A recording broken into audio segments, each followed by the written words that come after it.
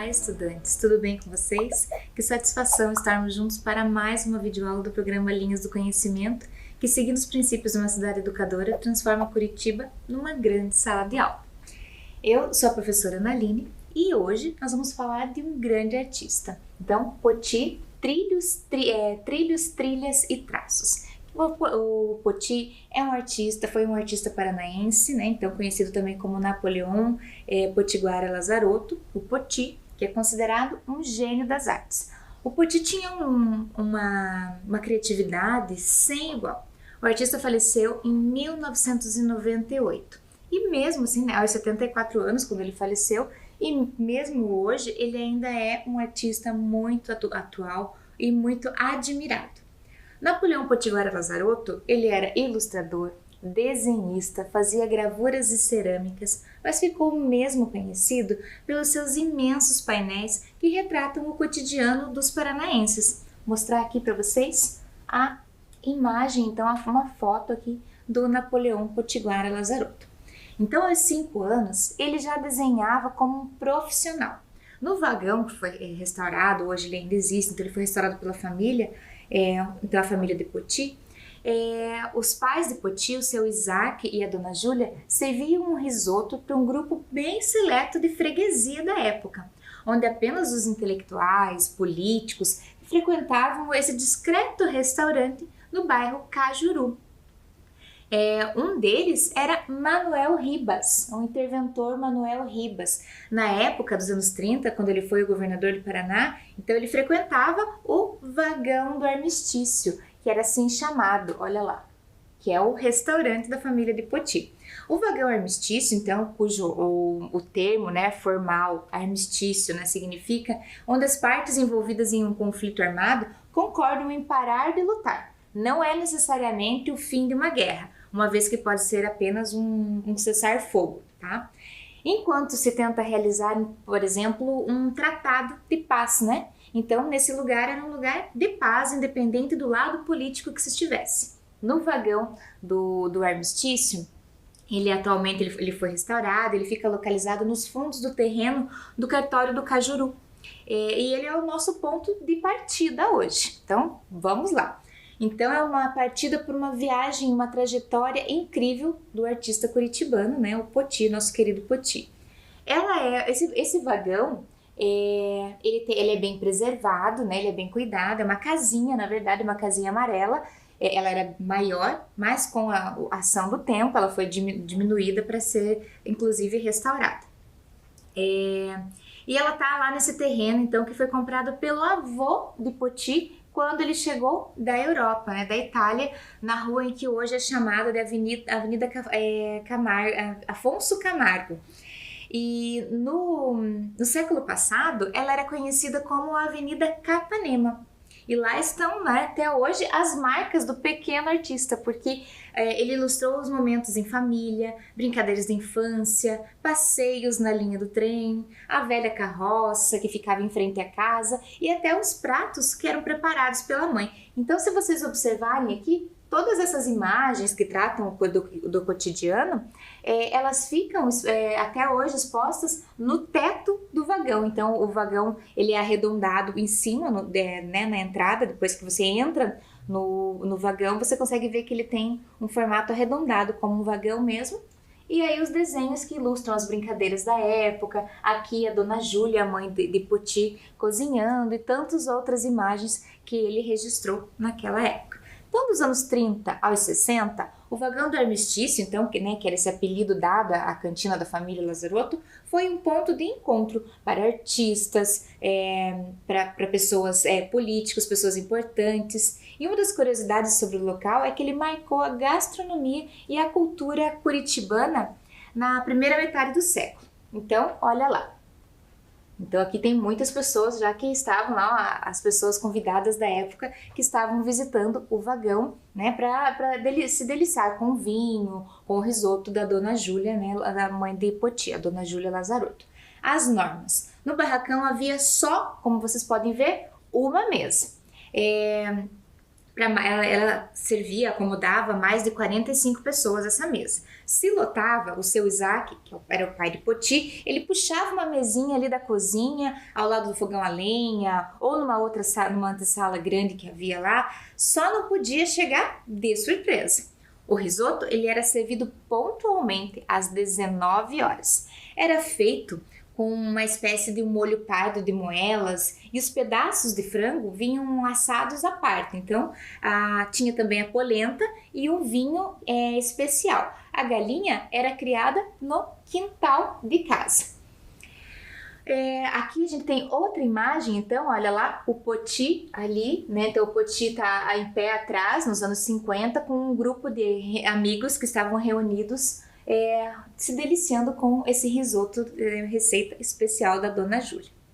O padrinho, segundo João Lazarotto, que é o irmão de Poti, em 1937 e 1946, o interventor Manuel Ribas, lembra que eu mostrei para vocês? Vou voltar lá a foto. Olha, o inventor Manuel Ribas, ele não passava uma semana sem aparecer no vagão. E ele trazia a reboque com ele vários outros políticos e burocratas de Estado. Na chegada dele, então, já precedia uma motocicleta. Então, que era o segurança dele, que era o Mário Guerra.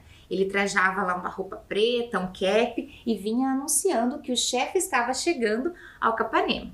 O vagão, então, como eu falei para vocês, com esse apodrecimento, ele foi diminuindo, né, até que ele fosse reformado e tomasse a forma como ele tem hoje. Então, aqui é essa forma aqui. Mas as janelas e as portas são as originais. E, inclusive, a pintura, né, no teto é preservada do Poti. Vamos seguir adiante aqui, então. Deixa eu passar para vocês. Aqui, então, o seu Poti, que estava em pé na imagem ali, tá até para ver que ele está com um talher na mão, que ele estava comendo risoto também. Essas narrativas, essas histórias que eles contam sobre o nascimento do local são tão deliciosas quanto, segundo os testemunhos, era o risoto da Dona Júlia. Era de praxe nas famílias italianas da época servir comida em casa mesmo e cobrar alguns trocados por isso. Não se fazia luxo, puxava-se uma mesa para fora ou perto do fogão a lenha.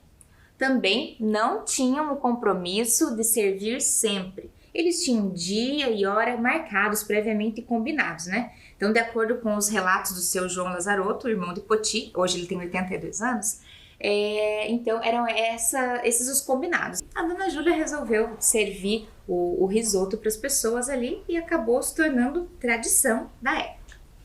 Na década de 1930, o seu Isaac trabalhava como guarda-freios. Era uma profissão extremamente perigosa, era um kamikaze que andava entre um vagão e outro com os trens em movimento, sujeito a toda sorte e tragédia. Além dessa nata política da época, batiam ponto no local também cantores de rádio, artistas de teatro que visitavam Curitiba. A lista do palco era iluminada. Passavam pela cantina, vocês lembram? Será que vocês conhecem? Hebe Camargo, Cecília Meirelles, sem falar nas damas da sociedade curitibana que iam vestidas como se estivessem em um salão de festas. Manuel Ribas, em uma das visitas, viu os desenhos do Poti Lazarotto e se encantou com o talento do menino que na época tinha só 12 anos. Então o interventor de Estado resolveu investir no Poti e deu a ele uma bolsa de estudos na Escola de Belas Artes do Rio de Janeiro.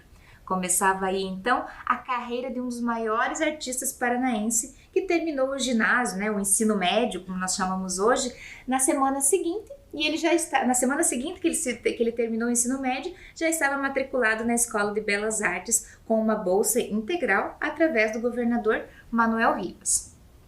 Nos primeiros trabalhos de Poti, aparecem histórias em quadrinhos. O artista porém ele, né, um artista curitibano, preferia retratar as cenas comuns do dia a dia. Se nos dedicarmos a observar um pouquinho mais com atenção as obras de Poti, a gente percebe que em cada obra há uma história, uma continuidade.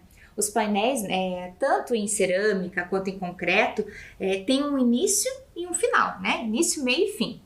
Ao longo dos seus 74 anos de vida, Poti fez muitos desenhos, mas foram os murais que se destacaram em sua carreira. Então, para que vocês possam entender e conhecer um pouco mais e poder entender o que o Poti queria retratar com cada uma dessas obras, logo mais adiante, vocês verão um vídeo produzido pelo programa Linhas do Conhecimento, onde eu e a professora Vanessa saímos andando por Curitiba de bicicleta. E aí a gente parou em alguns desses pontos e fomos explicando a vocês, para vocês, preparando esse vídeo para vocês, o que aquele painel, uma forma de traduzir, de explicar cada painel. Então, o primeiro painel que levou a assinatura de Poti, ele está na praça 19 de dezembro e é de 1953. A partir dali, os painéis se espalharam por todo o estado, não ficaram só na capital não. Eles estão na fachada do Teatro Guaíra, eles estão lá em Itaipu, tem na Lapa, tem na entrada do Palácio Iguaçu aqui em Curitiba. Segundo as pessoas que conviveram com Poti, ele era um homem muito simples, de poucas palavras, mas acima de tudo, um apaixonado pela sua esposa. A sua esposa se chamava Célia. Olha lá. Então, o artista usou todo esse talento que ele tinha para manifestar a paixão e as declarações de amor à sua amada esposa. E eles aparecem em desenhos, em bilhetes enviados pelo artista. E a Célia, ela era uma funcionária pública lá do Rio de Janeiro e depois de estudar economia em Londres, ela foi para Paris, onde trabalhou até 1951 como diretora de orçamento da Unesco. E contam os amigos que a mineirinha não queria casar com aquele curitibano nascido numa rua que hoje se chama Padre Germano Maia, no Capanema. Na época, era um bairro pobre de ferroviários e talvez a causa da indecisão fosse uma certa incompatibilidade de cores. Afinal, a Célia torcia para o Alvinegro, o Clube Atlético Mineiro, e Poti Lazarotto pelo Clube Atlético Ferroviário, o tricolor da Vila Capanema.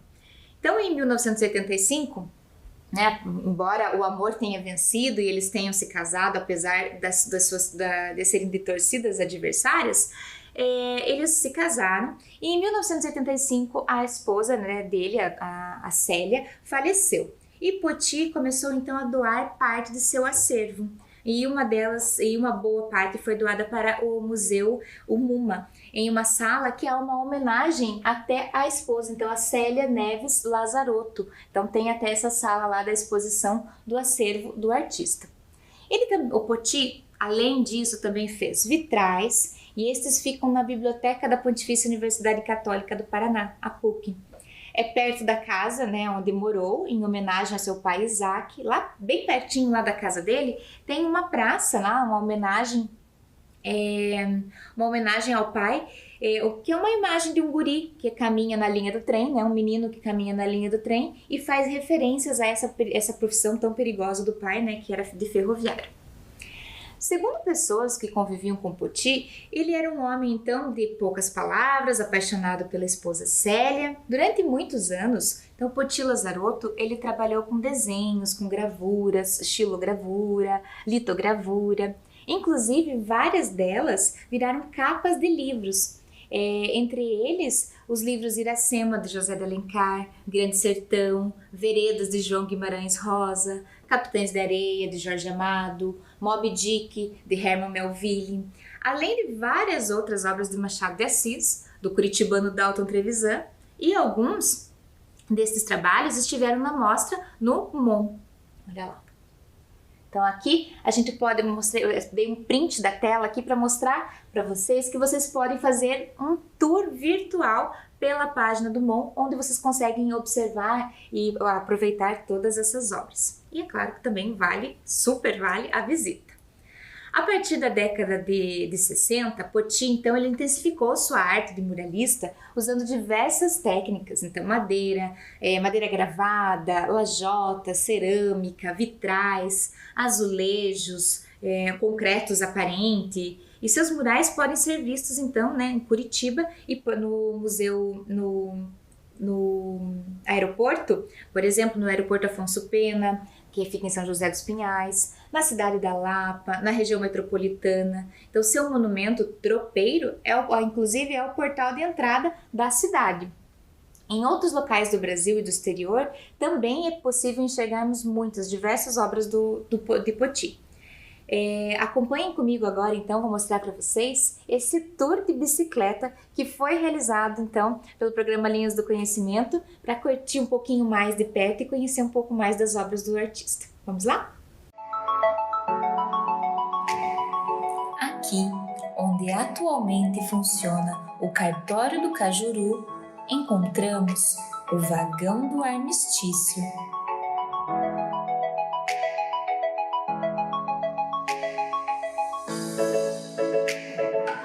Um pequeno restaurante que os pais de Poti criaram no final dos anos 30 para o sustento da sua família, frequentado por diversas figuras ilustres.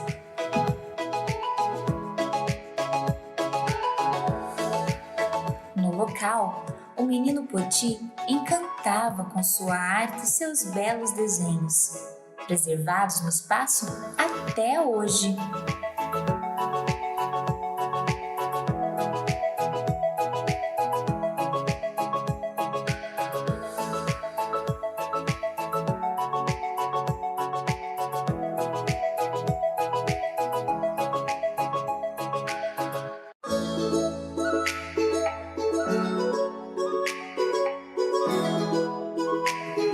Subindo em direção ao bairro Cristo Rei, encontramos o Largo Isaac Lazarotto, que leva o nome do pai de Poti. uma das obras preferidas de Poti, que faz homenagem aos ferroviários, profissão do seu pai, Isaac Lazarotto. Está localizada no bairro onde o menino nasceu. O desenho, de forma simples, faz homenagem aos guarda-freios, homens responsáveis por acionar os freios dos trens. O círculo vazado representa o som. A obra pode ser observada em ambos os lados, com perspectivas diferentes. O detalhe em vermelho representa os trilhos dos trens.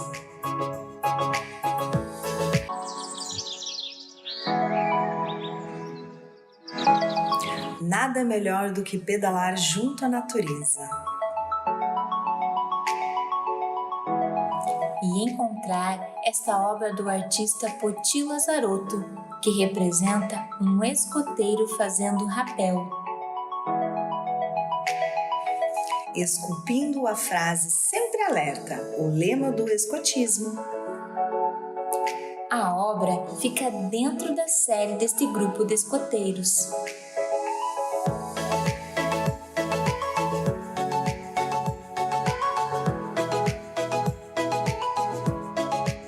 Ao lado do Bosque João Paulo II, um dos locais preferidos do nosso querido Poti, aqui na cidade de Curitiba.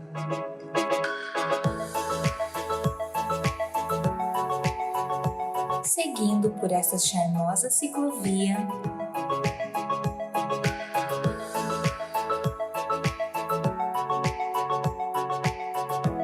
alguns metros à frente, encontramos esse grande painel em concreto aparente, um estilo muito peculiar de arte.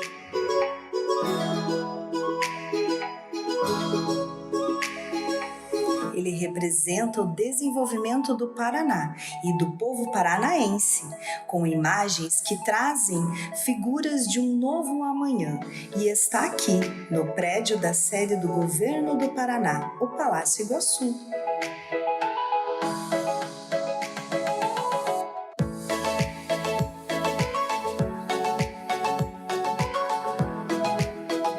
Vamos continuar a nossa aventura? Desceremos agora a Avenida Cândido de Abreu.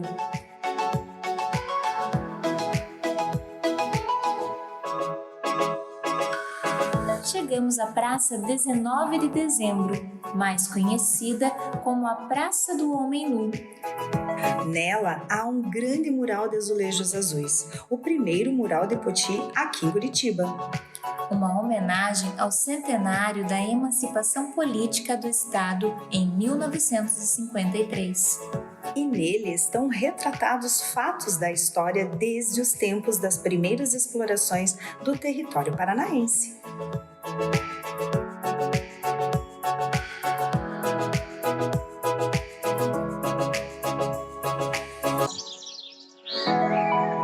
Na fachada do Teatro Guaíra, encontramos a obra O Teatro no Mundo. Um lindo painel em concreto que representa as artes cênicas.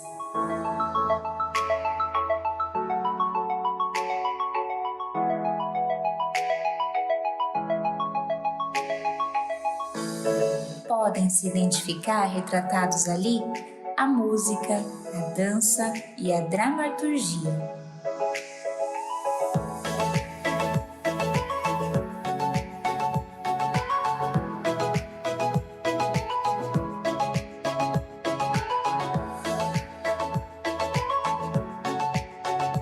Chegando na Travessa Nestor de Castro, atrás do Largo da Ordem,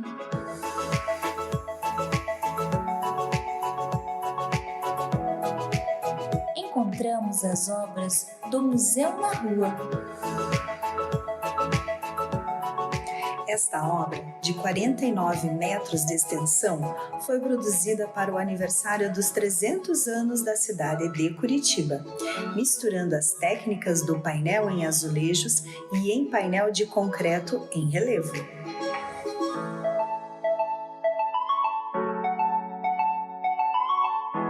Uma espécie de resumo da história e da atualidade da cidade.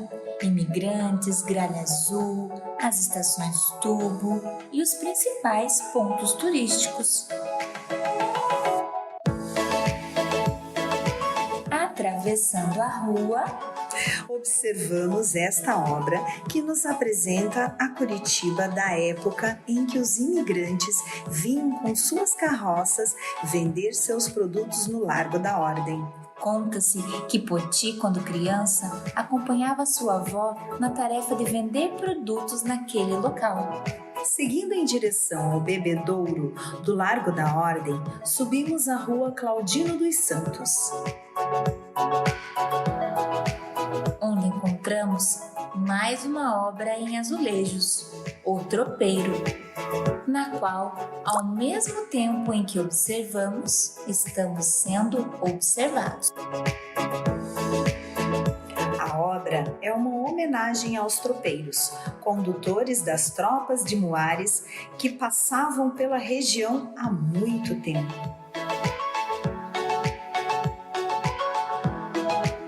Descendo a Rua do Rosário, em direção à Rua 15 de Novembro, encontramos a pintura A Catedral. Nesta obra, vemos retratada a Catedral de Curitiba em 1932 e o dirigível Hindenburg. Neste prédio, bem em frente à Praça Eufrásio Correia, encontramos a obra As Quatro Estações. Um imponente painel de concreto com 37 metros de altura montado na lateral do edifício. Nele estão representados diversos elementos do cotidiano de Poti, como o sol, a locomotiva e o semeador.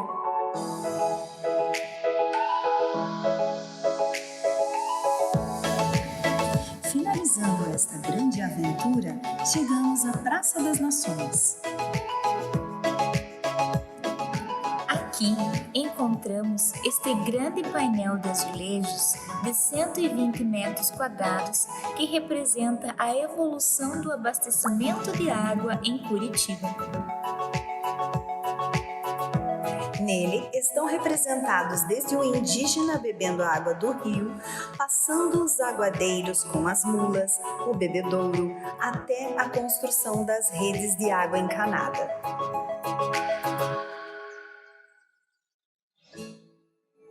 Esta é uma pequena parte das obras deste maravilhoso artista curitibano.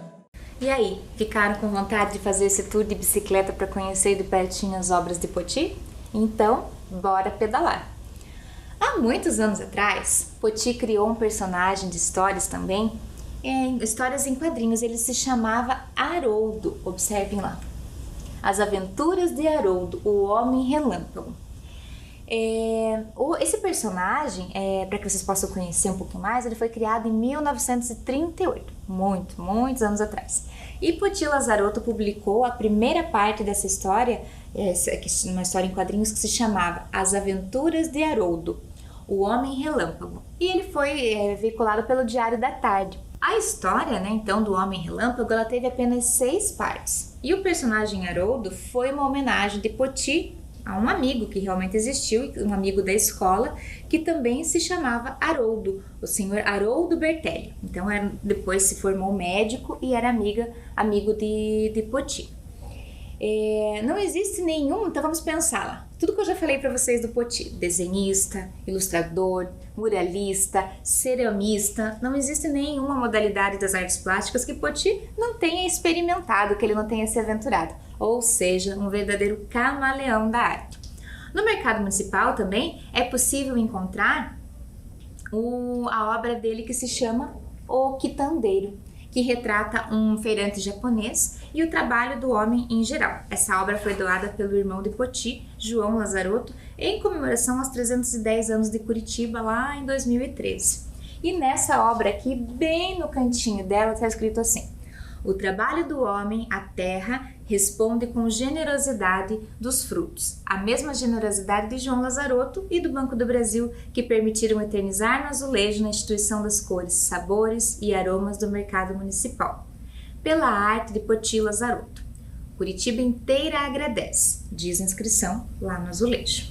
Então, seguindo ainda essa questão aqui do quadro, da obra do Quitandeiro, mas voltando um pouquinho ainda aqui nas Aventuras de Haroldo, o Homem Relâmpago, eu quero convidar vocês que peguem lá na casa de vocês uma folha, pode ser uma folha de papel comum, uma folha branca, uma folha de caderno, enfim, um papel que vocês estiverem lá. E já que o Poti se aventurava em tantos elementos da arte, em tantos locais de arte, por que não criarmos o nosso próprio super-herói, o nosso próprio homenageado? Então, convido vocês agora a pegar então um lápis de cor, lápis de escrever e criar o próprio super-herói de vocês. O que será que esse super-herói vai defender? O que ele vai proteger? Certo? Vou dar um tempinho para vocês e nós já retornamos.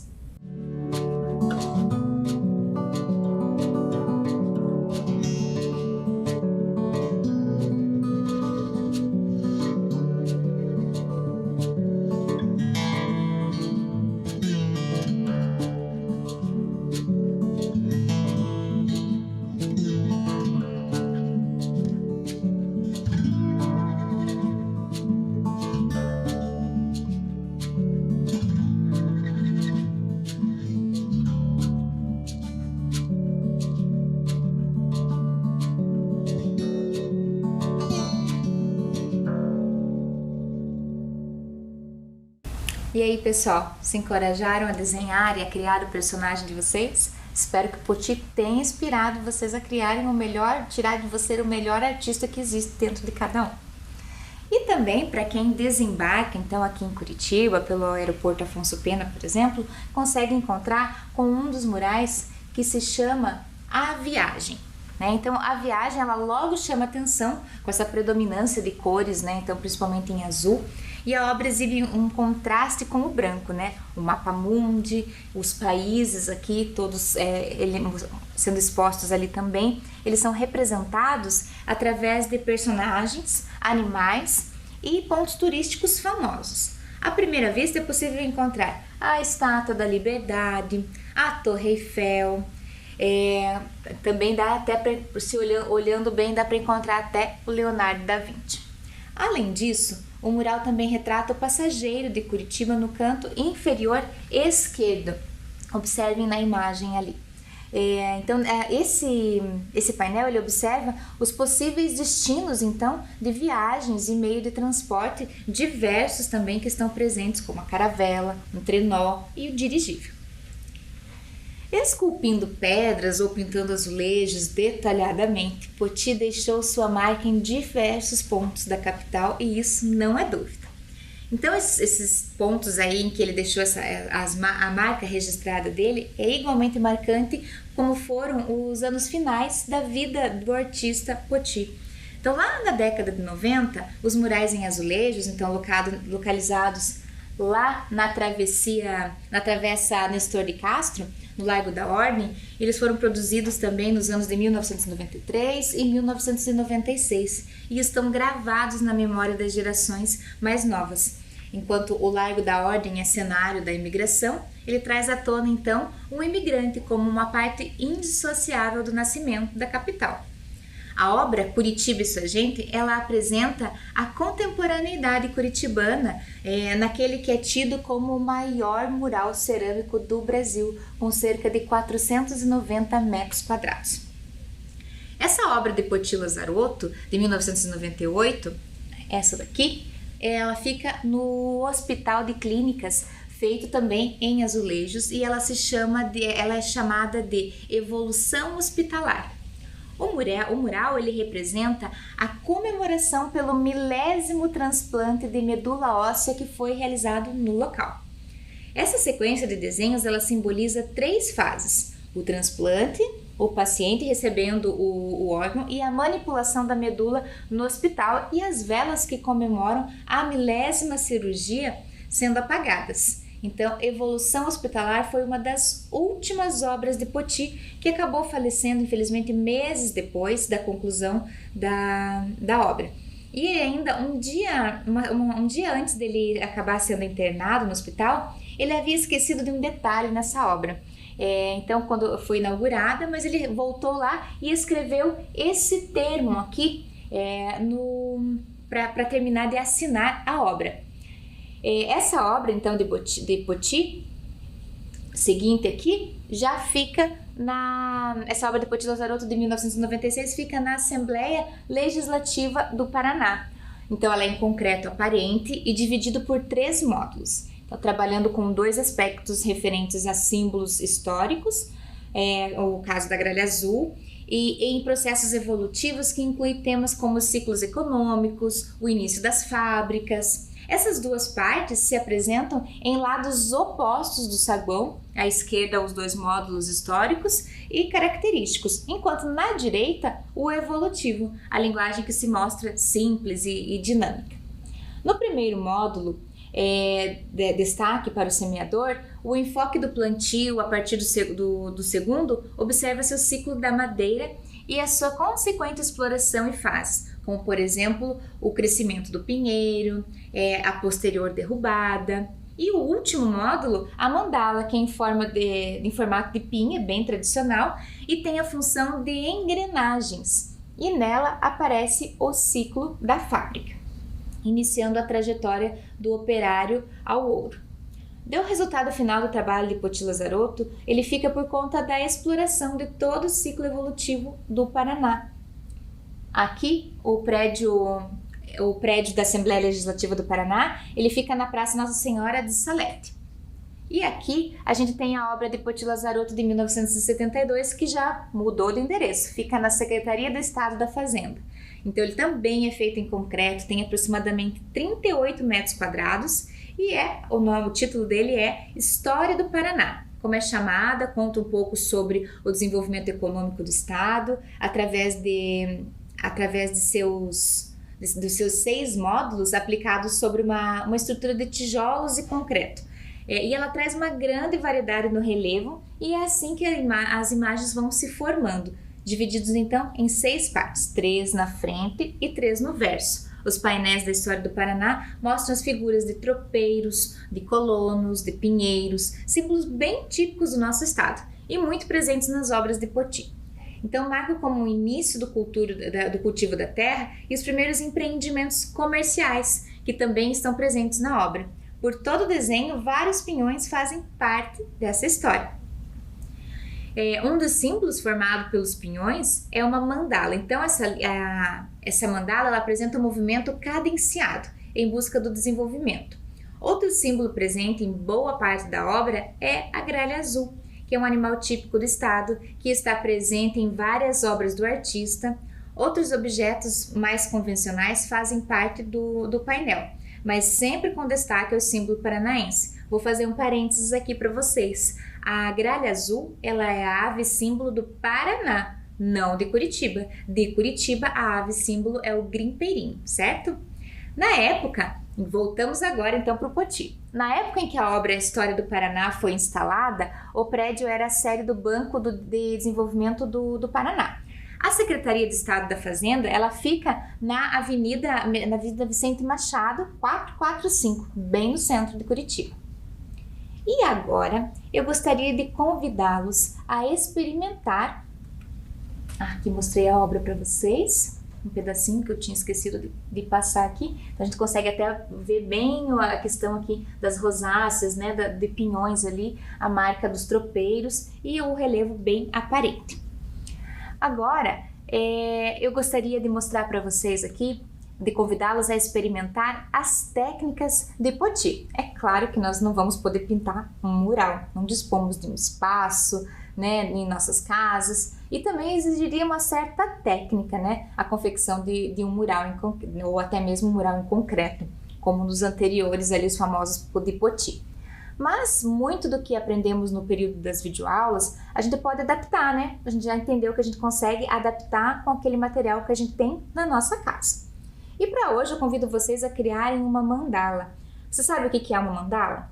A mandala é originalmente um círculo que contém em seu interior desenhos de formas geométricas, figuras humanas e cores variadas. Então são encontradas em religiões como o budismo, o hinduísmo, bem na nossa cultura também as tribos indígenas, as norte-americanas, por exemplo, e muitas pessoas utilizam livros para pintura, buscando a calma através dessa atividade de colorir aqueles livros que já vêm com as mandalas desenhadas.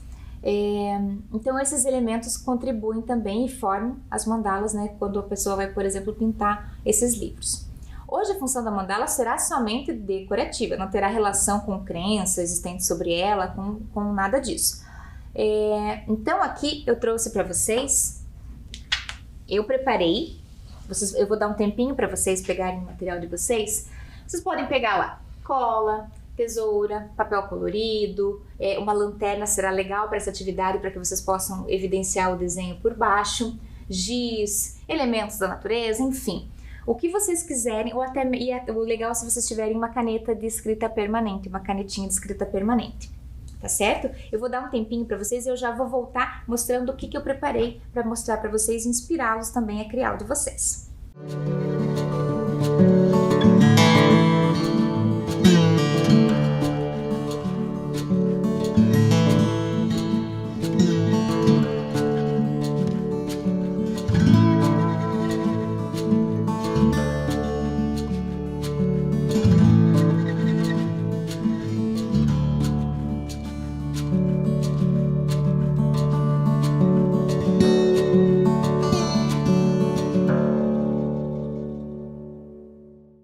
Então, pessoal, conseguiram separar todo esse material aí?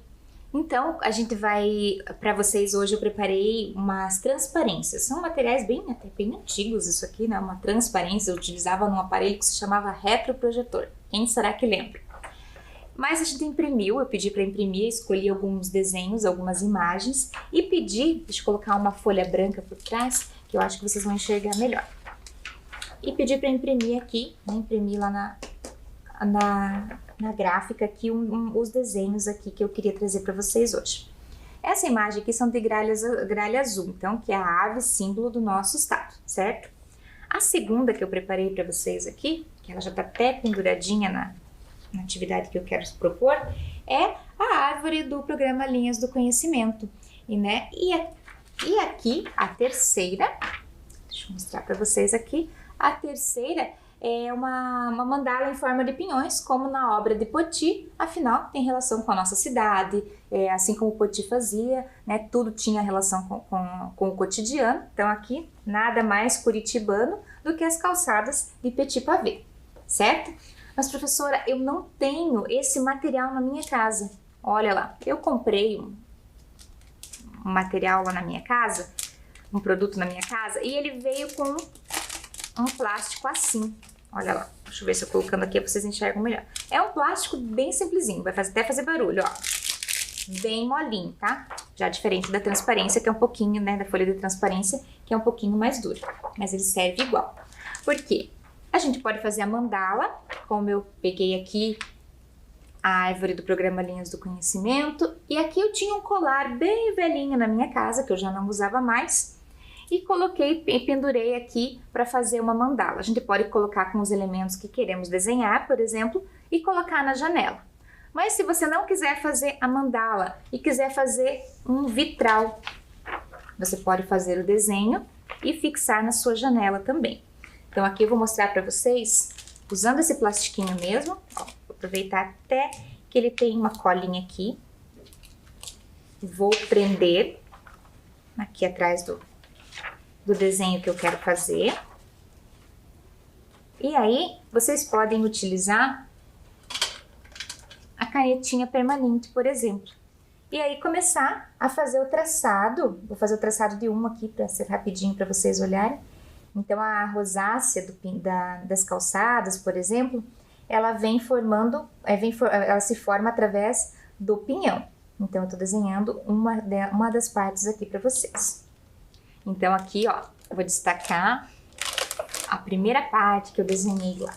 Então, eu desenhei um só pinhãozinho que vai formar a rosácea inteira. Então, eu peguei a cópia dele e fiz um aqui. Se eu continuasse todo o desenho, eu teria a mandala inteira formada aqui. Então, vocês podem utilizar e podem fazer vários outros desenhos. Por exemplo, lá, quero me inspirar no Poti, vou fazer um desenho bem pequenininho. Nem posso dizer que é inspirado em Poti, por exemplo, porque o Poti era um excelente artista, né? Eu já não tenho toda a habilidade de desenho que esse artista tinha.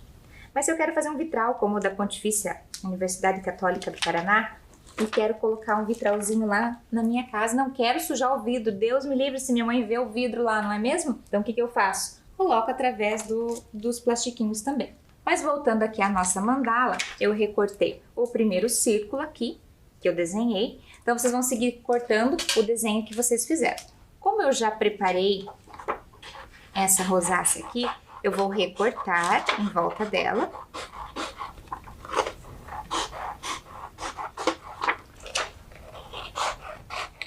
Posso recortar aqui e escolher, inclusive, o desenho que eu quiser. E aqui vou fixar no cordão que eu separei.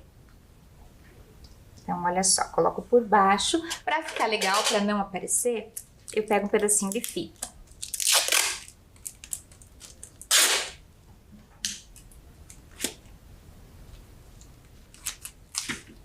Então, pego um pedacinho de fita e prendo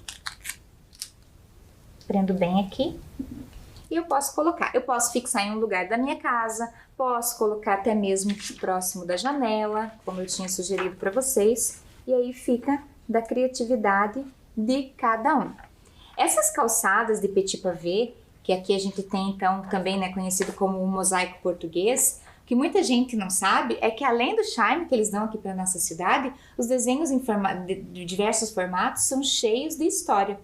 As calçadas elas foram criadas por artistas do movimento paranista, lá no começo do século XX. E por toda a cidade é possível encontrar então os diferentes desenhos das calçadas, mas principalmente no centro e próximo a pontos turísticos. Então a gente pode encontrar com mais facilidade. Próximo à Praça Tiradentes, a gente encontra também calçadas com desenhos mais modernistas, com motivos geométricos, criados até pelo arquiteto Oswaldo Navarro. Já na Praça Osório, as calçadas curitibanas tornam-se um charme, desenhadas com esses penhões nas laterais e os desenhos com linhas sinuosas que fazem parte do movimento Arte Nouveau. E o desenho clássico, né, que é muito amado pelos curitibanos, e nós usamos em diversos produtos, até em guarda-chuva a gente consegue encontrar essa rosácea, essa imagem aqui. Também aquelas que lembram ondas do mar, né, próximo a qualquer parque, que a gente consegue pisar nesses desenhos também em formato de araucária. e indígenas, araucárias, até mesmo os indígenas que circulavam, né, pela cidade, inspiradas então no Petit Pavé, um movimento paranista. Essa aqui, então, foram algumas das imagens que eu trouxe, né, então a ver com a nossa aula, o programa Linhas do Conhecimento, as calçadas de Petit Pavé, mas vocês podem se inspirar, assim como Poti, em diferentes obras dele, para que vocês possam também criar a atividade de vocês, a proposta de atividade de vocês de hoje, certo? Espero que vocês tenham gostado e até a próxima!